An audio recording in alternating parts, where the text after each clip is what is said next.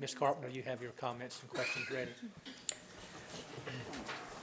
Yes, I have a question because I'm real concerned because we saw where FIR was with their reading, where they were, and I'm wondering what's going to happen to those students because we saw where their reading skills were.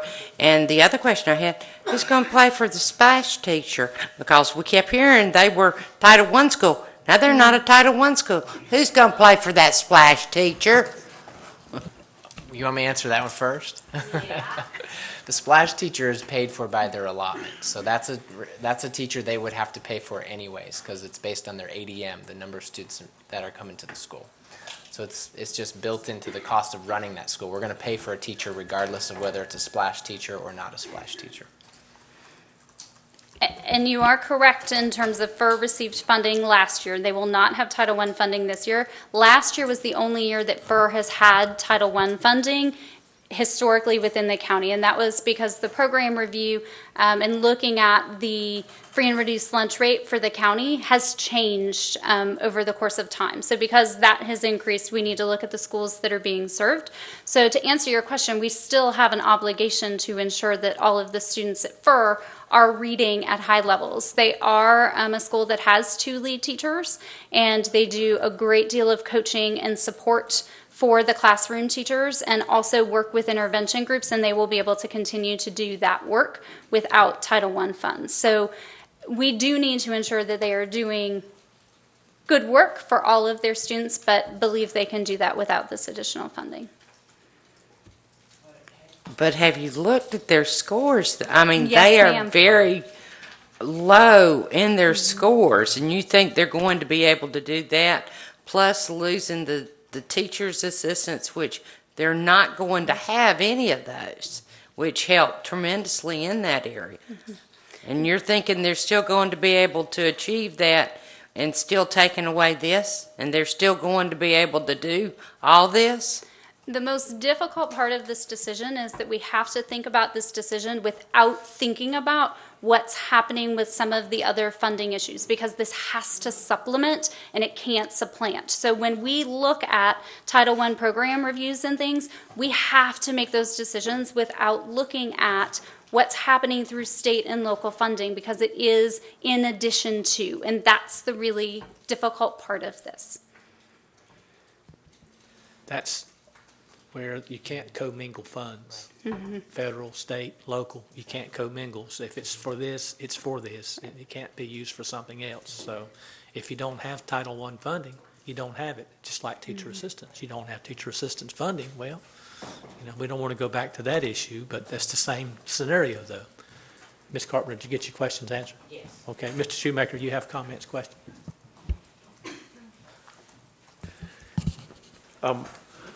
So you move the limit up to 50%. What about the middle schools? Obviously, we have, based on my information here, I have 4 different middle schools that are at or above 50%. And why were they left out, or is there some difficulty in doing it at the middle school level? Historically, I think it seems like we've stuck with the elementary school and that's it. So I just more of an understanding as to why we don't venture to the middle school. We looked at that as part of our program review this year. There were a couple of key things that we looked at. One was the free and reduced lunch rate and what that cutoff would be. The other was serving middle schools and high schools as well, because we have a couple of high schools that are over that percent. So when we looked at that information, we also looked at several different budget scenarios to see if the funds that we were allocated because of sequestration were divided amongst the number of schools that would share those funds. How big of an impact could the funding then make? Would it allot for classroom teachers? Would there be enough to pay for a classroom teacher or multiple classroom teachers? And so when we looked at those different budget scenarios, I was going to spread the money so thinly that it was going to be difficult to say this is how the money can really make a difference. The other key piece to that is that is a trend really across the country in terms of how Title I funds are used because of the focus on early intervention. So we really want to be able to provide the services to our students because, as we know, it's a lot easier to close a gap when we're dealing with students in kindergarten, first and second grade. So if we can get those gaps closed while they're still in elementary school, then by the time they go to middle school, there won't be the need for those same interventions. So that was some of the thinking behind that. But we did look at that very closely, and we had middle and high school principals on that committee to look at that. Thank you. Can you just summarize for us the parent rate? Because I see this as an interesting, the parent total, the parent rate based on the ADM of each specific school. What does that stand for? And how does that, is that just used to educate parents and for that meeting, or? That is our 1% set aside. We are required to set aside 1% of our Title I funds for parent involvement. And then the school decides how they use that money to engage parents within the school, and that can be used any number of ways. But that is a standard federal set aside that we have to do. So you just took that, that 1%, set it aside, divided it by the ADM, and you came up with the $8.52. Yes, that set is aside. correct. That is correct. That's all the questions I have. Thank you. Thank you, Mr. Shoemaker. Board members, what's your preference on this, consent or action? Yes, I'm sorry, David. I'm so Go sorry, ahead. I beg your pardon, but just to follow up one thing Sure. about Carl Fur. I know you're not saying that Carl Fur as a school area got wealthier very quickly, but what's the demographic and what's the key factor that has changed the calculation for Carl Fur? Did many students move on into middle school? The calculation for FIR has not changed drastically. The calculation that changed was the average free and reduced lunch rate for the county. So previously FIR was above that average. That average is now at 43%, so they're now below the average. Their number has stayed somewhat steady. And I'm sure you have to do that per the statute. Yes. Oh, And we well, have to look at that every spring. But So that stinks for Fur. it does stink for FIR. It is a challenge for them. That ain't right. Is there any appeal? Is there any appeal process to restore something for Fur? There isn't an appeal process to restore something to FIR. Thank you. Okay, board members, Ms. Carpenter? What would it do? I mean, what did the buzzing once?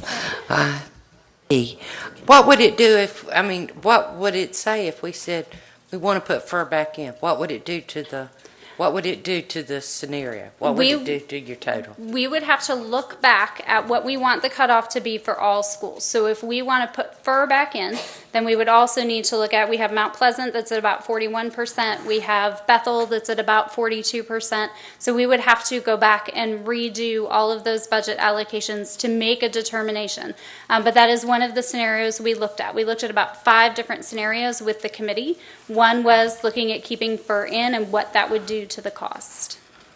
And I think it's important to note the intention of the legislation, right, it's the icing on the cake, right? And so that the fact that Cabarrus County as a system is already at 43% across the board, these funds are intended to make a big difference at schools that are in high poverty. And to give you some examples of other districts, Charlotte-Mecklenburg, for example, gives at 75% free and reduced lunch, and Gaston County, I believe, it's at 60% free and reduced lunch. So the intention of this money is to give a wallop, right, to say we're going to make a dent here in a school like Wolf Meadow that has 80% free and reduced lunch. And we're saying that FIR, like Bethel and like Mount Pleasant, is very representative of our entire county. They're a normal school. They have about the same number of poverty kids as our entire county. Another thing that we talk about is the research behind kind of a tipping point of when does poverty kind of become this tipping point within a school that causes it to be really, really challenging to operate a school with that much poverty. And so that typically is around 50%. Okay. Yeah, yeah. It just ain't right for some, for one whole school to fall out of that program by a smidgen. But are we saying here that we're going to follow through with the plan as it is? I believe that's the right thing to do, yes. Okay, Dr. Shepherd, you have a comment? Go ahead. I have a terrible, I'm sorry, I have a terrible habit of overstating things. Mark might want to weigh on this, but you ask about an appeal. This is a board decision. So, This is the appeal. yes, Yes. we're presenting our recommended plan to you. It is ultimately your decision. Well, it's like I've always said, you know, we appreciate all sources of revenue because it just helps us provide more and more and more for the children. But I've always heard it say that if the federal government puts a dollar in it, they want to control it, and you have to do their way or no way. And so we have to do it their way with what they give us, and that's what the recommendation is tonight. A committee of a number of people put this plan together, and it complies with the federal government regulations. And so it's before us tonight for consent or action. I'm assuming everybody's okay with consent. Is that correct? Yeah. Mr. Kiger? Well, yeah, I'm okay with that. I don't know what the rest of the board is. I had another comment, but we can decide that. Okay, where we at, board?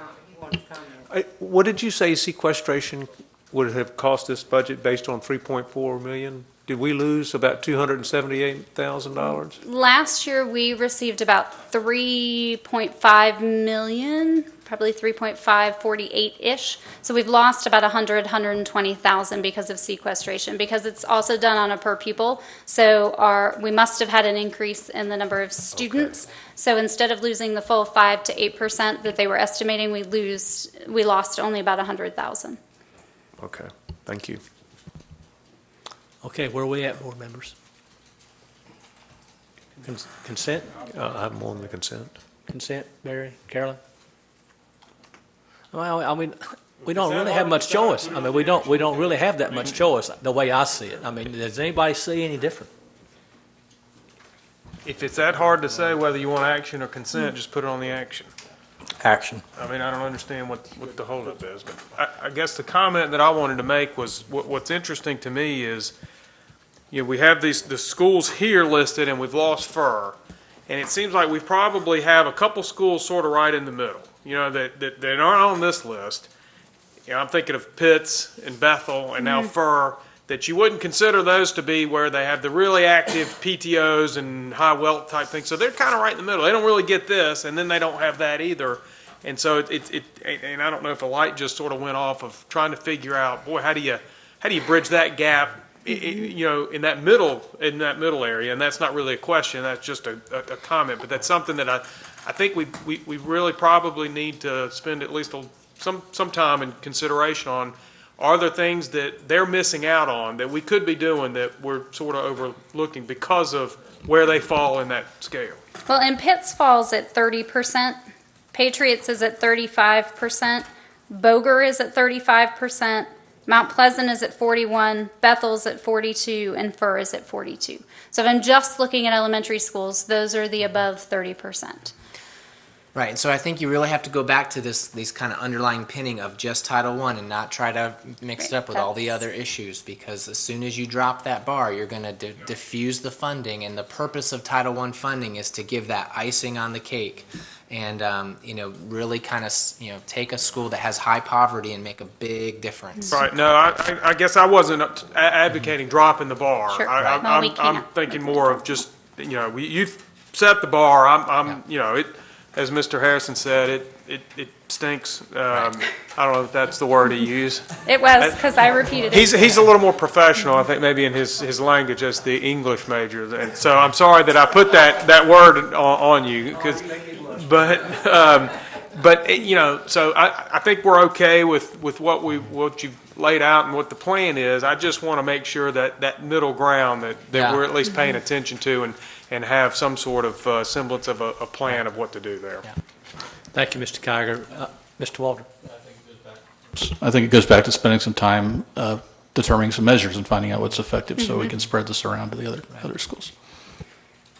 And I'm willing to move it to the consent agenda, but I would suggest in the future, if it's possible and permissible, to not have a set single percentage, 40 point yada yada percent, so much as a range of 2 or 3 points in a range, if that were possible, as opposed to a hard cutoff? Again, I don't know if that's doable. We do have to set a hard cutoff. It can't be arranged because there has to be a cut point someplace, right? Otherwise, you keep expanding. Dang those federal rules. So yes, there does have to be a cutoff someplace. Thank you both.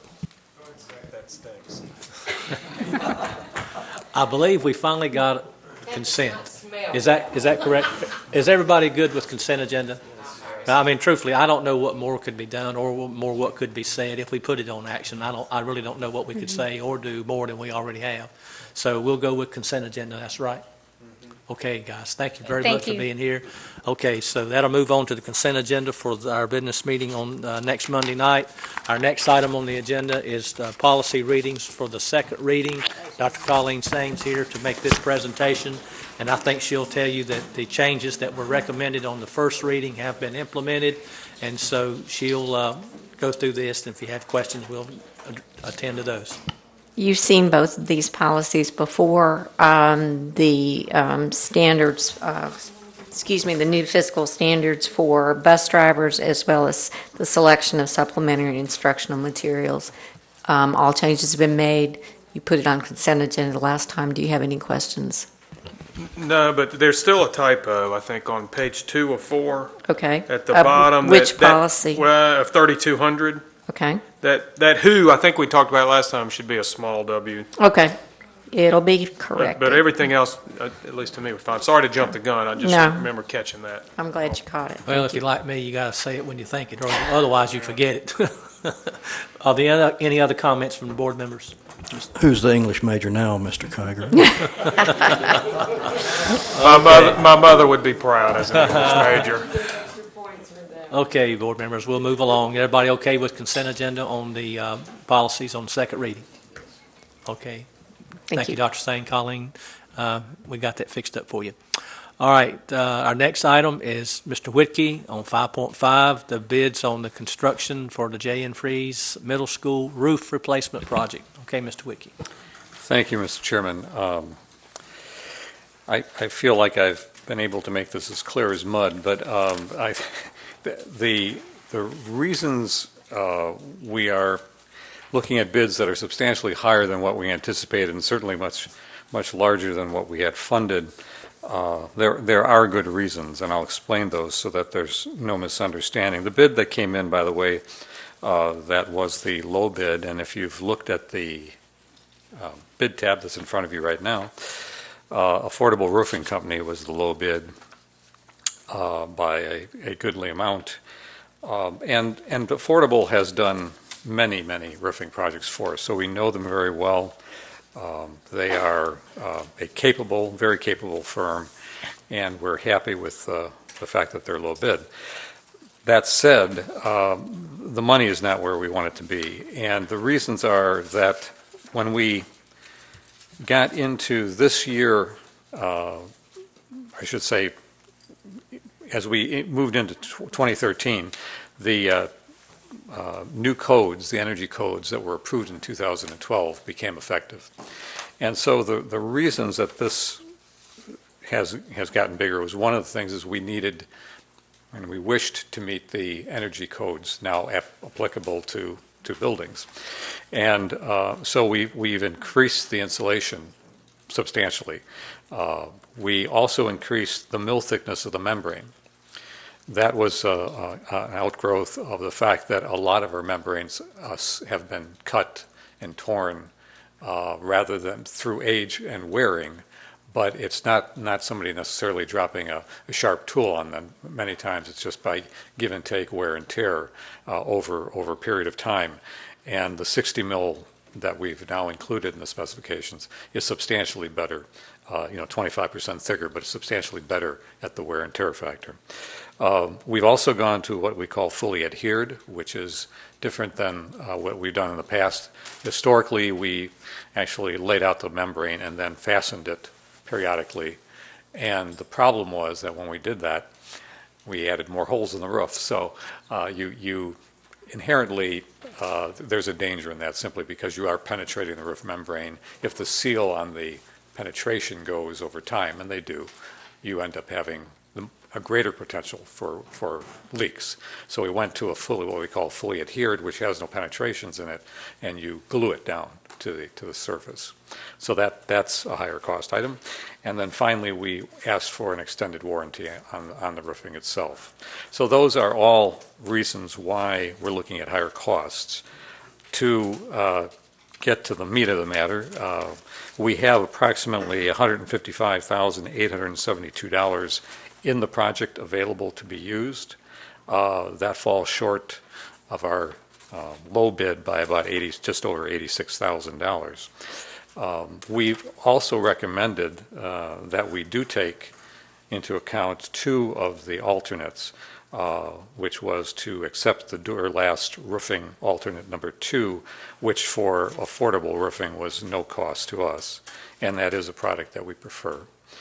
And then the other alternate was alternate number 4, which for a cost of, I just lost it here, a cost of $5,200, we will get an extension. We go from a 15-year warranty to a 20-year warranty, which we think is a very good price for that extended lifetime warranty on the, extending the life, rather, of the warranty on the material. So all that said, the total price that we're looking at is $247,305 for the project. What we're recommending, and it says so in the last statement of the request, is that you accept the bids with the idea that we would come back to you in July with a budget recommendation for moving funds to this project from the athletic fields, practice fields at Boger, and use those funds to make up the difference to pay for this funding, pay for this project. The one frustration in all this is that we won't be able to do one wing of the building.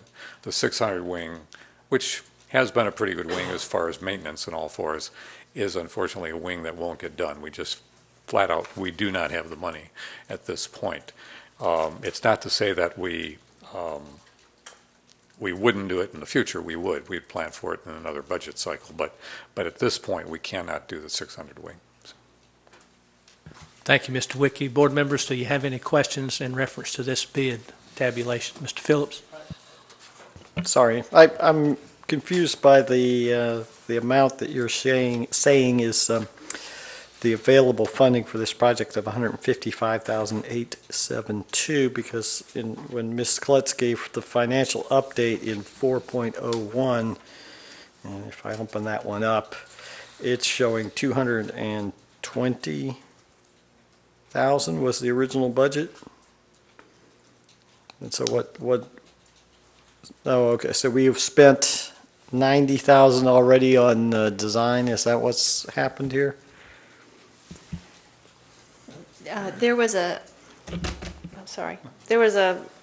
separate phase that we have spent $90,000 on. What? Right. It was a phase 1. We roofed like a wing and a half. So okay. Yeah, there was a phase 1, and then And really, we didn't anticipate doing this much roofing to start with, but as things turned out, phase 1 came in very, very reasonable, but it also did not have the amount of insulation in that part of the roof as we're looking at today. And so that's where the money went to out of the project. Okay.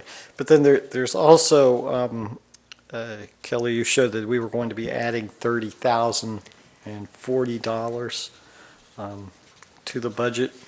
Yes, sir. That's in your budget amendment today. Today. That is prior to the knowledge of the bid, the amount of the bid. We were anticipating, hoping that with that $30,000 move from the closed projects that we could afford to do, however the bid came out, but we were not correct. Okay, so the $155,000 is what will be available after we add the $30,000 that we're going to vote on next. Exactly.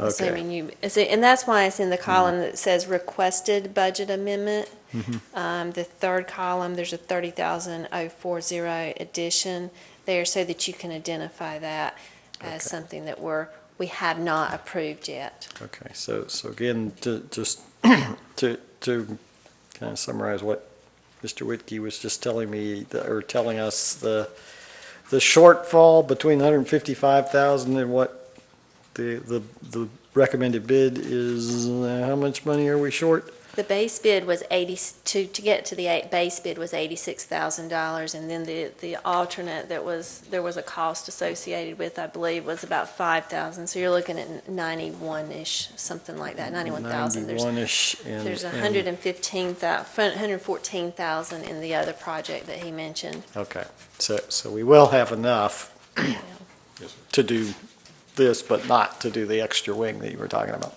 Okay. Correct. That answers my questions. Thank you, Mr. Phillips. Mr. Harrison?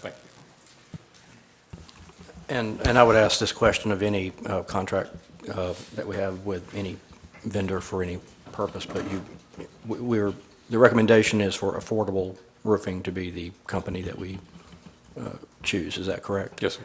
And we have done business with them many times in the past. Yes, we have. Again, I would ask this of any company. When we agree on the bid amount and the funding for it, is that the maximum that we pay? If we're already very tight with all these estimates, is there some possibility that this or another company later in their project would come along and say their costs actually are higher and they need consideration of a supplemental amount? I just don't know how this works. We're trying to move funds. We're trying to make this happen so that we can get at least a partial new roof on this school. But I'm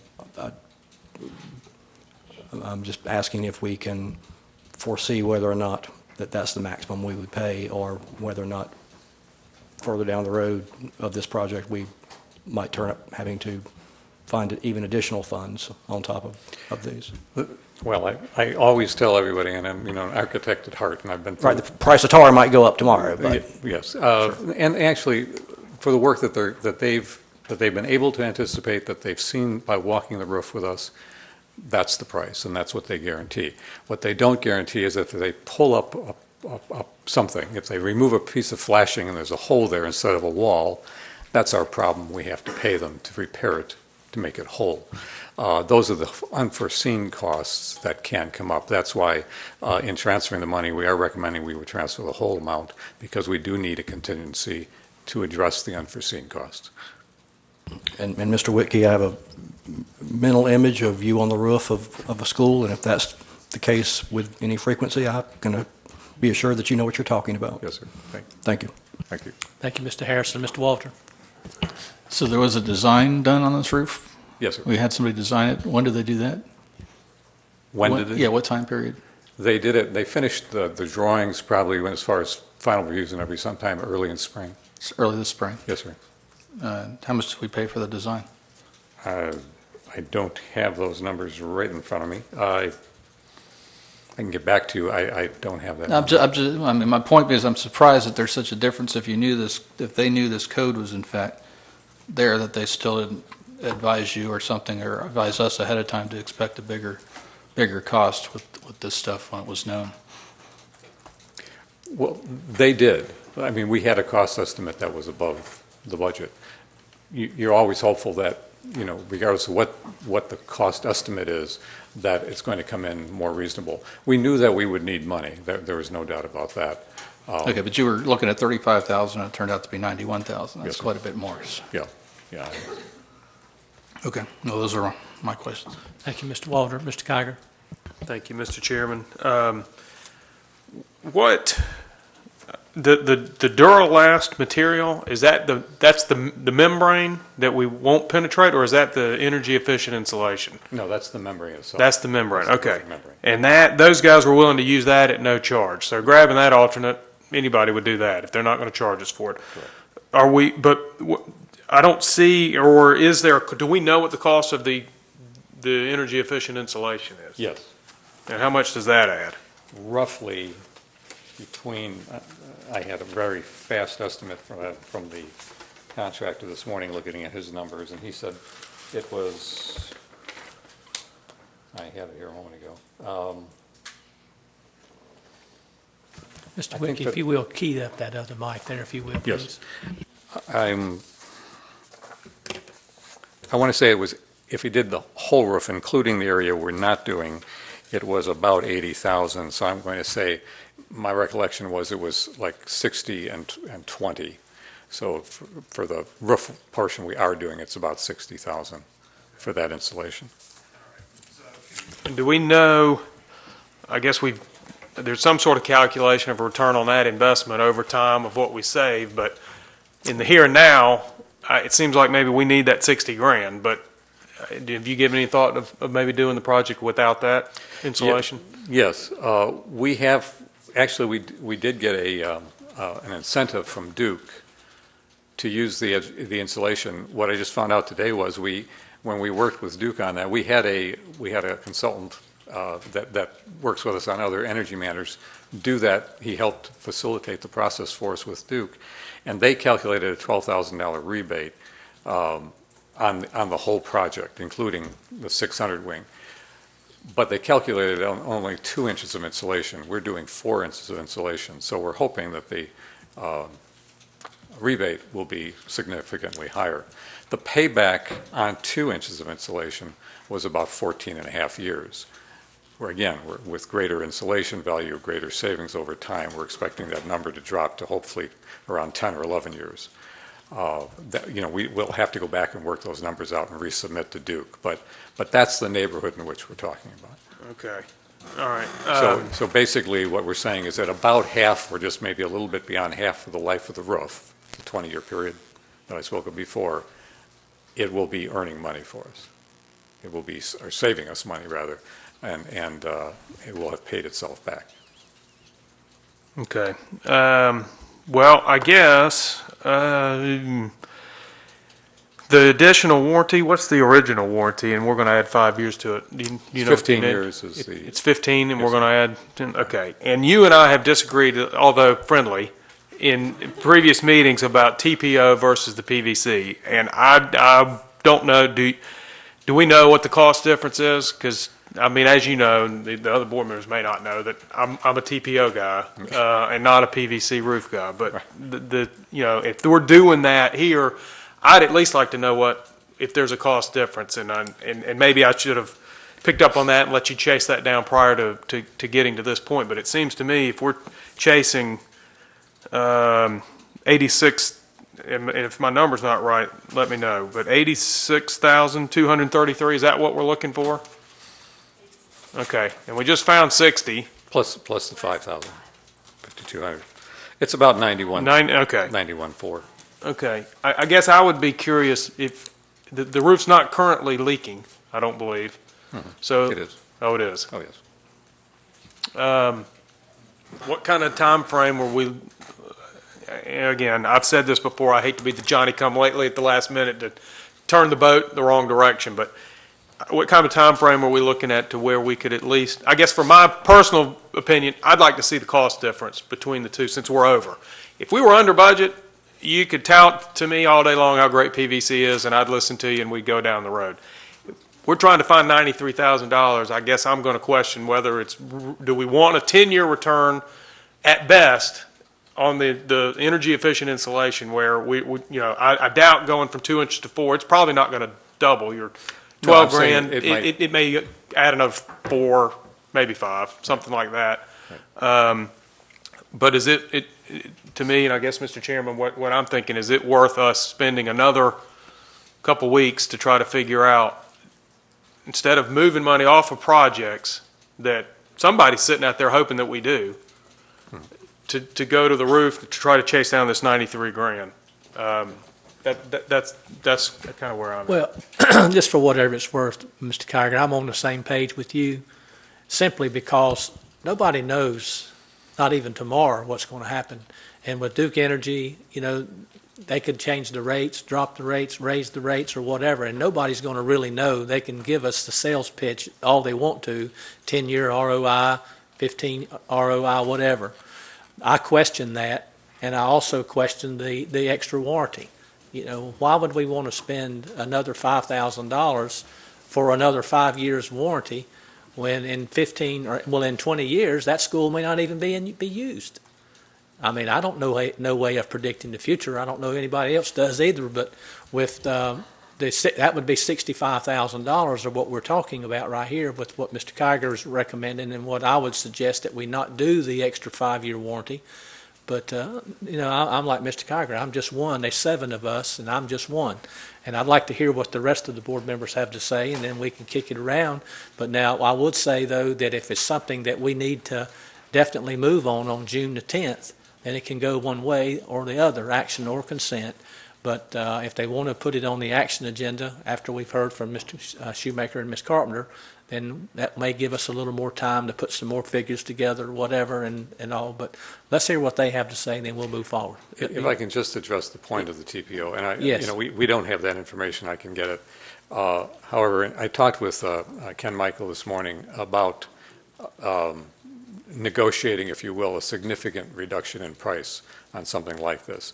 And Ken said that really when you go much beyond about $35,000 in cost, it really becomes suspect, and his recommendation would be to rebid the project. So if we're, when we're talking about change in scope, we're talking about actual change in scope, the other people who bid this scope of work are going to say, hold on, we aren't playing on the same field here.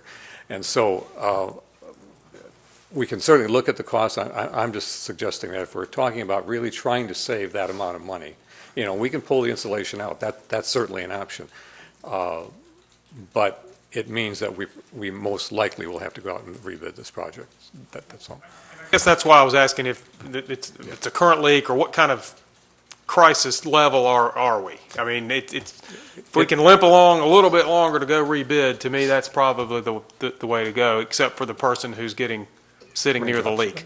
That's the one person that probably hopes we hurry up and get this done. But for the broad picture, and again, you're right. If you go back to negotiate, that's probably not the way to do it. But I mean, I guess I just would like to at least see the two materials side by side. And again, maybe if I'm wrong on how to do that in a public bid type situation, I think that's just an alternate. So we can, as long as we tell them up front, here's what we're after, bid these two materials.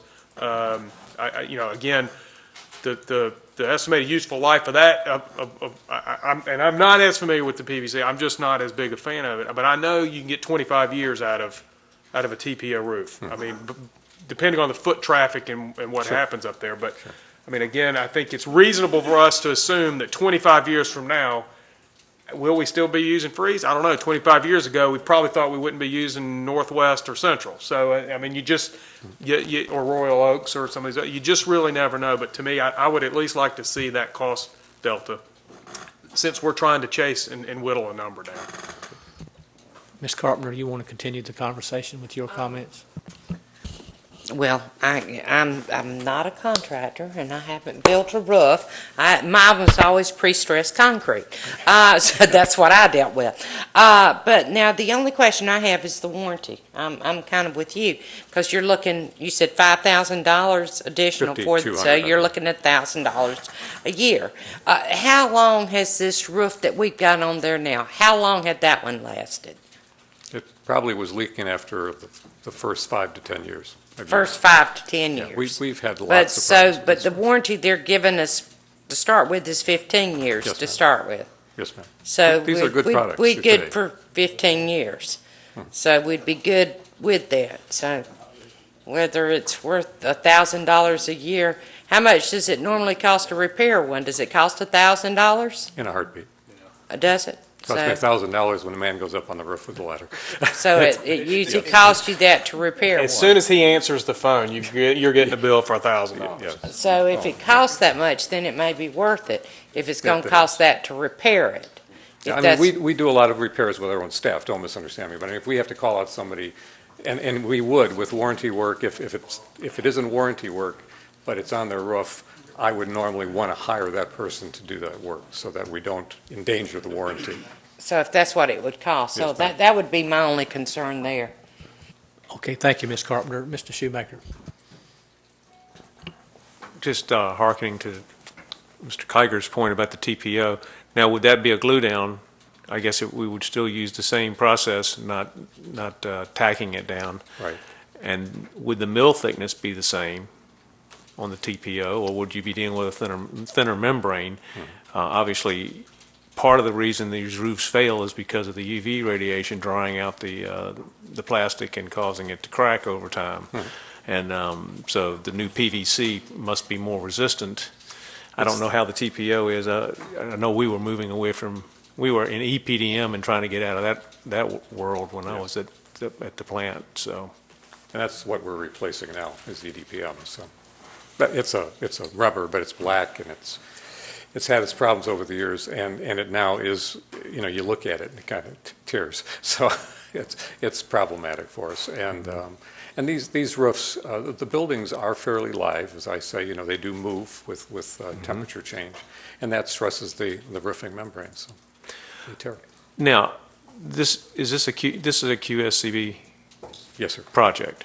So our deadline to getting this completed is April 30th, 2014. Is that correct? I'm using April 1st. April 1st, 2014. So sir. March 31st, 2014. Yes. So if we were to rebid this with the alternate of the TPM or TPO. TPO. How long do you think it would take us to get that rebid? Do you think we would have that by the next meeting, or do you think we could get it as early as next week? Being that this is all fresh on their plate, and the estimator could just run his numbers based on the square footage with a new material cost. The only thing I'd have to check with the designer is if there's going to be a lot of detail changes going to the other material. I doubt it, but there might be a few. Each manufacturer has their idiosyncrasies about how they want things put together at certain conditions. But that said, I would think we could get it out in 2 weeks, get it bid, and have a price back for the July meeting. So this wouldn't just be a letter that goes out tomorrow to say... It would have to be a formal bid. You'd have to formally rebid it, not just to these people, but you'd have to announce it again to the world. Oh, so you couldn't just send it to these 5 folks or 6 folks? No, No. I don't believe so.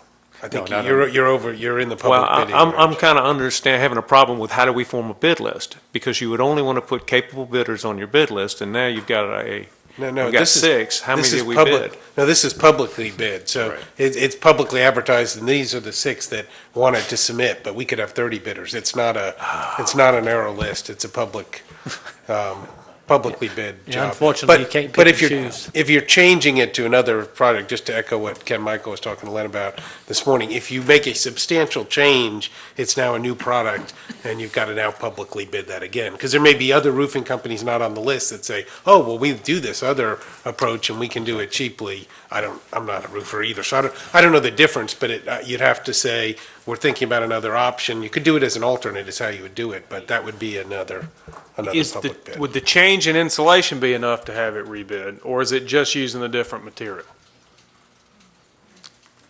Well, I think either or either or both, I should say. If we change the installation, it would require it. Okay. I think that gets into the maybe not, because you're down to about 30,000. Let's say we reduce it in half, went with a 2-inch installation instead of a 4-inch, that would be about a $30,000 reduction. I think, and because we wouldn't be changing the true scope of the work, we're still talking about the same products overall. I don't know that would be the case, and I'd want to talk to Mark and Ken and get clarification on that. But I think if you add another material into the mix, that definitely is a change in scope. So. One question, what was alternate 3? I noticed you're not recommending we take that one. Do you remember what that one was? Let me just check. I wrote them down just so that was, it's a little confusing, but alternate 1 is for the 600 wing. Alternate 2 is then the addition of a 5-year warranty for the base bid. Alternate 3 is a 5-year warranty for the 600 wing. In the future, can you add, a definition of what all those alternates are on the document somewhere? Yes, this comes as a PDF, but we can certainly ask the engineer to do that. Yep. And so number 1 was that extra wing? Yes, sir. Alternate 1 was that's in the description that I gave you, but Okay, board members, in light of this discussion, what I'm thinking that we probably need to do is this probably needs to be rebid. And the question is whether we need to rebid it with a different scope. And I think you'd have to change the scope to rebid it. Is that right, Mr. Witke? You'd have Yes, to sir. change the Yep, scope of the to do work to something. rebid it. Yes, sir. And if we was to do that, this question is for our attorney. If we decide that we, talking about going from action to consent, I think that we probably need to just table this until we get a new bid. Wouldn't that be the proper thing to do? If you decide you're going to rebid it, right, you would not take action on this. Right, we just on this table it. bid. Just take a So, motion to table Yeah, it, and then we'll take it back up. I think you would have brand new bids. So you're probably, you're not going, this would not need to, if that's what the whole board wants to do, Right. then you would take it off the agenda completely. There wouldn't. So you we don't have to could table table it it or now. just You wouldn't take have it off? anything else on the, you would just take it off the agenda for next Monday night if the direction is to rebid it. Okay, what's the pleasure of the board? Well, I mean, realistically, that means we would have it on the action agenda for July 1st since we do not have a work session. I think that is correct. Okay. Assuming that you can get it, and I heard Mr. Wicke's contingency about needing to check with the designers to make sure they don't Right. have to re-specify stuff, because if they do, that may get into a tight, you've got to give the bidders time to respond. So we're on a pretty tight timetable. By the time you get the bid published, responses, tabulation is probably workable, but you've got, I mean, you're less than a month total. I always, that's a, But, I mean, I guess- that's a right. tight, but given, without the other meeting, I think that's when you right. have to do it. Because if it's not action then, there's not another action until August. Do we have to publicly reject these bids, all bids? Yeah, I think So we do have to take some action. We can't just take it off the agenda. you can, yeah, I think by taking it off, you're saying you're not going to accept any of these bids, but you probably should do that formally. So just a reminder, in addition for your time frame, is that the county commissioners need to approve a budget amendment for QSCB. So we need to think about the timeliness and when it can go on their action agenda too. If we're going to need additional funds, and we don't know, since we're going to submit a second bid, but we may need additional funds, and we will have to have their approval before we can move forward. You're speaking about transferring the money from the practice fields. They'll have to approve Yes. that, right? That's what you're speaking about, just Yes, for the sir. clarity of the board. Yes. We can't just at random decide we're going to take that 114,000 without commissioners. Okay. You Everybody know, clear? as I think about it, since you don't know what the other bids are going to come in, you may decide after getting those other bids that you like these bids. I would not advise you to reject these bids at this time. You can bid the other option and then compare, and these bids will be open as long, I forget how long they're I think required to these are keep them 60 open, but I days, I think believe. 60 days. So you can keep them open, and on July 1st, you'll have bidding for, with the alternate construction, but these will still be available in case you get higher bids on that or unacceptable bids. You could still come back and accept this low bid here. So I think actually tabling it and not taking action is better. Right. Maximizes your options as opposed to formally rejecting all the bids tonight. That's what I'm thinking. So with that being said, I'll take a motion, if there's a motion, that we'll table this item until further notice. Not to be just go back to what Ms. Klutz said. The timeframe, I mean, I guess I just want to pull this, tie the loose ends together. If we rebid and we think we can have our ducks in a row by July 1st, A, do they meet in July? And B, when do they meet or how? I assume it's going to be either the first or, if it's the first, then we're not going to be able to do anything. But do they meet twice, and will we be able to get it on their agenda on the 8th? They do have 2 meetings in July. Okay, well, then I guess it's reasonable to think that, somewhat reasonable, that we can get ours done in a month and be on their agenda in 5 weeks. That's pretty tight, but hopefully that's doable. Now, Kelly, as far as the amendment? So when would you anticipate, we would have to have the bids in time? Yeah, that's the difficulty. We would for have to have the bids in time for the county commissioners' budget or agenda deadline to have that request in, and that's usually significantly earlier than the meeting. But we have done, previously, they'll give us a placeholder.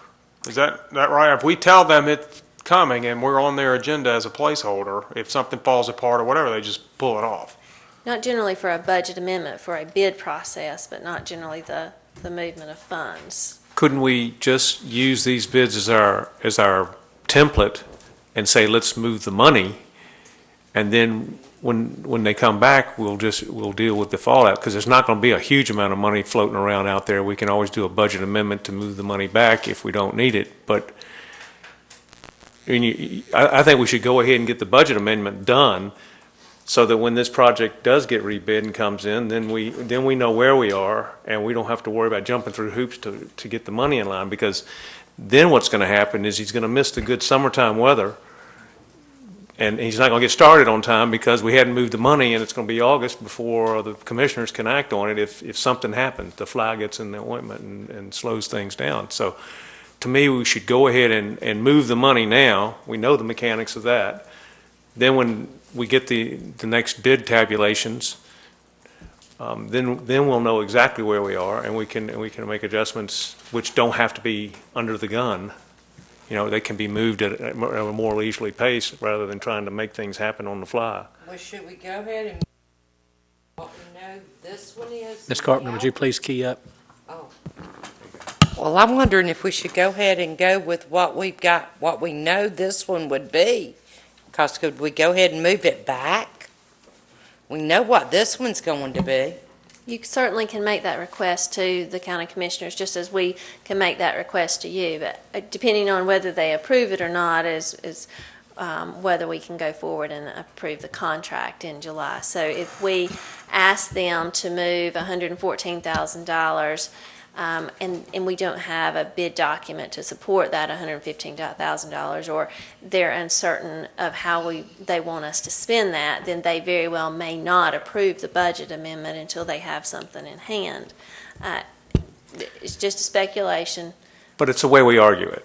And the way we argue it is we do have a bid document, we do have a cost, and we know what it is. However, we want to be very diligent and try to get the best cost, so we're going to table this until we get some more information to make sure we got the absolute best cost. So we're still showing due diligence to them, and I think that's the way you would argue it, is that we're trying to show due diligence because we never thought about this angle when we did this original bid or something.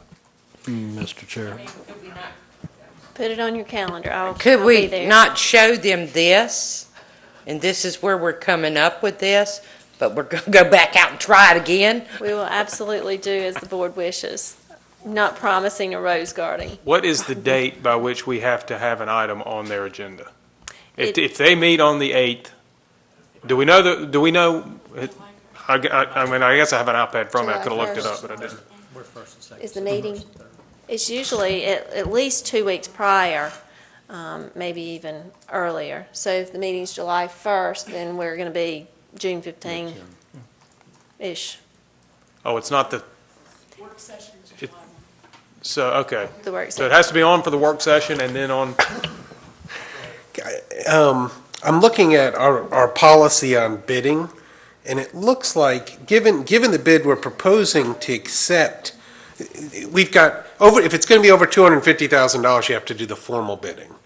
But between $30,000 and $250,000, you can do informal bidding. We bid it formally because with the alternates and stuff, you're going to be over. But it really sounds like now, unless I'm doing the math, we're going to be proposing an acceptance under.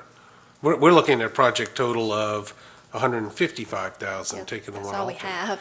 So, given that amount, another option, I'm sorry, I just thought about it as I was looking. I don't think you have to do the formal bidding with all the advertising. Let me just remind you, if we do informal bidding, we can simply request quotations from contractors, maintain a log, and then you get submissions of sealed bids. So you still get sealed bids, but you don't have to do all the advertising. We could simply go back to these folks and anybody else we know about and do an informal bidding process and bring it to the board. That would shorten your time frame considerably if you choose to do that. Now, we've often done public bidding when we don't have to, but I just sense, given the time constraints, I wanted to raise that issue. And I haven't had a chance to talk to you about it, Mr. Witke, so. The only concern I have is QSCB. That's not a normal process. It's one that we have to advertise everything. And Thank you. I think you're right about that, actually, and that's going to trump our local policy, which would give us that flexibility. Mr. Harrison, you had a comment? Mr. Chair, only that we have a motion on the floor, unseconded at the moment. Should that motion be pulled back so that we can kind of start fresh, or what should our next step be? Well, I don't mean to. actually, I didn't I asked for a motion that we table it, but nobody has given me a motion, so we need. Good, thank you. If the board wants to do that, that's what we can do. No, I just got myself confused. Thank you. Okay.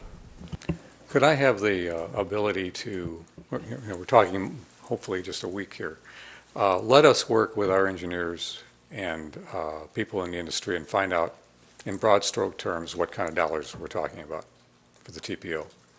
If we're talking about, I mean, this cost per square foot is under $8 a square foot. Most times I've heard of this type of roofing going in at $10 to $11 a square foot. Now, if TPO can cut that substantially below, whatever it was, $750 to $850, depending on the amount of work we do, then I think we should listen. If it can't, I think you're spending an awful lot of time discussing and bidding things that may not be worth the effort. I think you're right, partly, but the other piece is the insulation of whether we're going to take into account, are we willing to spend those dollars for the insulation? Because it's kind of the two tied together to try to get to the 93, whatever Yes. the number is. Yeah. So will the TPO say, well, we don't know. I mean, that's what we want to look at. 850 is a pretty good number. So, it may or may not. But I think in conjunction with the insulation is sort of why I think I want to be able to look at sort of the total package. And I kind of disagree with the insulation, because you don't know, you're saving kilowatts, but those kilowatts are not inflation indexed or any way or form. They're going to go wherever they're going to go, and if you ask Mr. Phillips about where he thinks energy costs are going to go, they're not going to go down over the foreseeable future. So no matter what you put in the equation, the sensitivity of it is that energy costs are going to continue to go up, so your payback is going to come back quicker than you think it is. And looking 10 years down the road, who would have ever thought that we would have been paying $4 a gallon? 10 years ago, we were paying, $1.60 or so, or maybe even $2. But we've seen energy go all over the place, and it's not stopped. And I think so we'll get a payback on it, even by doubling the insulation. I think the $30,000 is a nit when you really look at it over a 15 to 20 year project life. And that's what we really got to keep our eyes focused on, is when you look at 20-year project lives, you've got inflation all over the place in a 20-year period, and you look at what's happened in the past 20 years of our lives. So I would think that the insulation is really a non-event for this project. It's not like you're gold plating it. I could see if you were putting down stainless steel, and rather than galvanized metal, but not for this. Standards pretty much the minimum, so. Okay, board members, where are we at? It's about third, fourth time. You guys need to make your mind up. Can I make a suggestion? It sounds like, given the additional follow-up, just moving it to your action agenda will give you an opportunity to get an update, decide whether you want to rebid it, and at that time, you can table it. You can act on it, table it, but you'll have a discussion and an update about viability. That we don't have to decide anything tonight other than you want a week to consider it. That'd be my suggestion. I'll double look at the bidding things in QSCB and see if I can come up with an option. I think it gives us all time to brainstorm options. I think you're right, Ms. Henriques. Is everybody okay with the action agenda? That's Okay, good. all right. And I can bring us some information. Okay, Mr. Witke. Thank you very much. Thank you very much. Okay, let's see, board members, we've got, I think we've got one more item here on our items for consideration, and this is Ms. Klutz with the continuing budget resolution. I think this is one that's pretty much a no-brainer. If we're going to run the school, at least for the next while, till we get the budget approved. So, Ms. Klutz, if you'll give us the take on this, then we'll move on it. Yes, sir. It's exactly what you said. It's a continuing budget resolution. It's something that we're legally required to do. We have to adopt the budget resolution to continue to operate, and it allows us to operate in the same manner that we're operating now until we get a budget from the state and local. It's really just a matter of procedure. Thank you, Ms. Klutz. Board members, you have any questions? Everybody okay for the consent agenda? I guess it's okay, but it doesn't say much. It doesn't add any specifics. It's easy, pay or don't pay. How does that apply to the teacher assistants? The idea is that we can continue to operate at the same level that we're operating, except for, I mean, we would work with the known cuts that we have. So we couldn't exceed it. We can certainly spend less. But we have less operating expenses during the summer than we would during the regular school year, is that right? So, Absolutely. It's just indicating for this period of time, we can spend less, but we cannot spend more. okay, I mean, it's just very vague. I It's just very haven't seen them before, but I'm okay with it. Thank you, Mr. Walter. Any other questions? Ms. Carpenter? And basically, we're just not approving this is not approving our budget, correct? All you're saying is that we are going to continue to pay our utility bills. We're going to continue to pay those folks that are employed for 12 months, those types of things. We're going to continue, but we're not going to spend any more than what we normally do Okay, until we get a budget. okay, thank you. Okay, board members, everybody okay with consent agenda? Okay, all right. Ms. Klutz will move forward with the consent agenda. All right, now, board members, we have one final item here on our agenda tonight. It's the budget amendments, and Ms. Klutz is already there. Okay, so we'll review the budget amendments. We're, of course, looking at the state fund first. Overall, there's an increase in the state funding of $160,000. Generally, that makes us happy.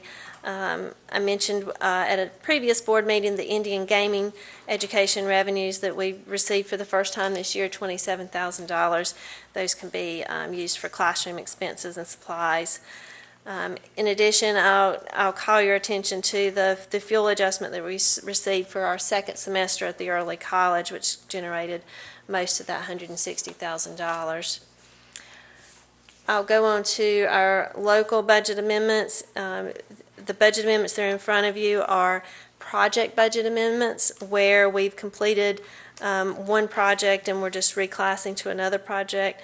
The items in the lower half are Kannapolis City projects. We just, when they request the budget amendment, then we just honor their request, but it's just a formality. The federal budget amendments, there are a number of sales tax refund. So when we get our sales tax refund, it has to go back into the federal program and spent in that same manner. So, for example, we receive a sales tax refund on for Title I, then we put that money back into Title I, and then we spend it on something that's Title I related. There's a couple of reclasses. There was an increase in EC revenue. It's a small increase. And overall, in the federal budget, there's an increase of $23,000.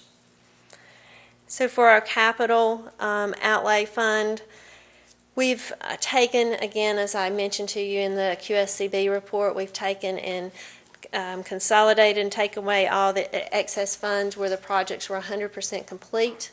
And we've moved them into three particular line items. The auxiliary gym, or the vocational building at Concord High, we placed $20,000 there. The gym renovation at Northwest High, we placed $17,939 there. And then in the roof, in anticipation of bids, $30,040, and we know at this point that that will probably not be enough. But I would recommend that you go ahead and place those funds in that line item since it came from projects that are already complete. The last budget amendments are our local special fund, which is primarily just our grants. And so we'll call attention to the Healthy and Ready to Learn grant from the NC Pediatric Society. We also receive a grant every year from UNCC at Central Cabarrus for professional development. There's the Lego grant that we received from Duke Energy at Harrisburg Elementary. There is a CTE grant, or is a donation from Cabarrus County Building Industry. And then there's a couple of reclasses there for you. Overall, an increase to that fund of $16,250. And I'll address any questions that you have. Thank you, Ms. Klutz, for your budget amendments. Board members, do you have questions, concerns in reference to budget amendments? Mr. Shoemaker, we'll start on your side. No questions. Ms. Carpenter, Mr. Kiger, Mr. Walter, Mr. Harris, Mr. Phillips. Okay, everybody good with consent? No, this is when we got to vote on this. Let me back up here. So with that being said, do I have a motion that we accept these budget amendments as presented by Ms. Klutz? So moved. Mr. Harrison made the motion. We accept it. Second. Ms. Carpenter seconded the motion. All in favor say aye. Aye. Any opposed? Motion carries 7-0. Thank you, Ms. Klutz. Okay, ladies and gentlemen, it's time for the meeting to be going into closed session. And tonight we'll be going into closed session, let's see, pursuant to General Statute 143-318-11A6 and 143-318-11A3. Do I have a motion that we convene in closed session? So moved. Motion, Ms. Carpenter, second. Mr. Walter. And all those in favor say aye. Okay, ladies and gentlemen, that concludes our open session tonight, and so we hope that you all have a good evening, travel safely, and we'll see you back on next Monday, June the 10th, for our regularly scheduled business meeting. Good night, everyone.